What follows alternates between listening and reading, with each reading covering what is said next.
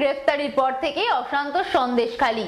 এই আবহে শুক্রবার সন্দেশখালী প্রসঙ্গে নবান্নে সাংবাদিকদের মুখোমুখি রাজ্য পুলিশের এডিজি মনোজ বর্মা।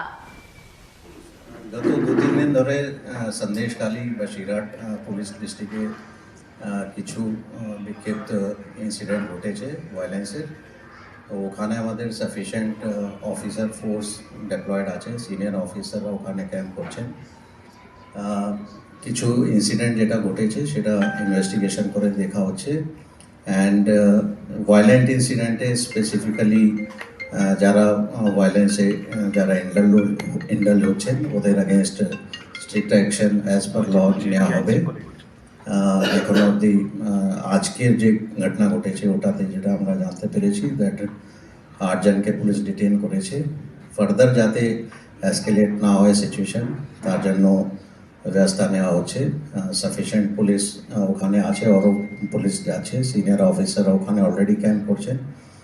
এছাড়াও যদি কারো কোনো অ্যালিগেশন যদি থাকে, যেটা আমরা দেখলাম কিছু ওখানে মানে কিছু কমপ্লেন করছে, তো ওটাও আমরা অ্যাসিওর করতে চাইছি দ্যাট ওটাও তদন্ত হবে। অ্যান্ড যদি কোনো কিছু ইনভেস্টিগেশনে যদি পাওয়া যায় নিশ্চয়ই অ্যাকশন হবে, এটা আমরা অ্যাসিওরেন্স সবাইকে দিতে চাইছি।